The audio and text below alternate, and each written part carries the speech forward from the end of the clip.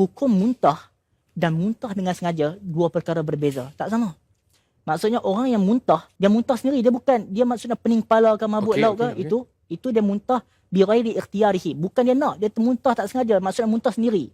Yang kedua adalah istiqaah, dia muntah sengaja. Ini dua hukum yang mana berbeza, kita kena ketahui. Sebab tu kalau orang tanya soalan WhatsApp ke apa, orang tanya, dia kata, "Ustaz, saya muntah ni, apa hukum sekian-sekian?" Sebenarnya soalan tu tak cukup jelas. Muntah sebab apa? Kita nak jawab pun kita tak tahu. Di mana perbezaan dia? Sebab ada hadis, siapa yang mana zara'ahu khay, yang mana dia dikalahkan oleh muntah, maksudnya muntah tak sengaja lah.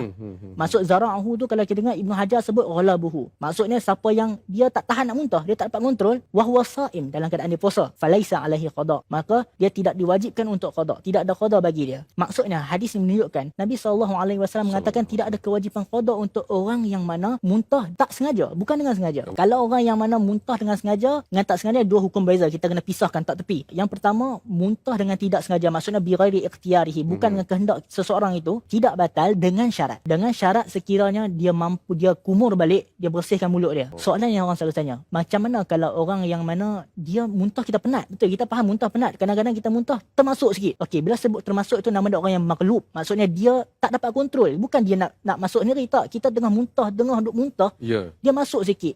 Adakah dengan pilihan atau tidak? Tidak. Jadi itu dimaafkan. Tetapi kalau seseorang itu dah habis muntah, dia pun saja telan, itu batal. Antara perkara yang saya nampak, perkataan yang boleh kita bagi perhatian ni, yang saya nampak adalah perkara itu saya saja-saja buat ke ataupun memang saya tak sengaja buat. Kalau contoh makan dan minum tu saja-saja buat, batal. Kalau tak sengaja, okey. Saya muntah dengan keadaan tak sengaja. Sebab dia ada muntah sengaja dan ada muntah tak sengaja kan? Muntah yang sengaja tak sengaja ni, dia ada pula perkara lain dia. Saya termuntah, lepas tu saya tertelan. Tertelan tu maksudnya tak sengaja lah. Tak sengaja lah. Bila sebut tak sengaja, maka itu tidak batal. Tidak batal. Sengaja telan balik tu. Dan rasanya tak ada orang dalam dunia ni pun nak telan balik muntah dia. Tak ada orang nak buat macam tu. Tapi kita lihat para fuqaha mereka berbincangkan benda tu memang mungkin tak logik, tapi mungkin kok ada orang buat. Sebab tu mereka bincangkan siap-siap.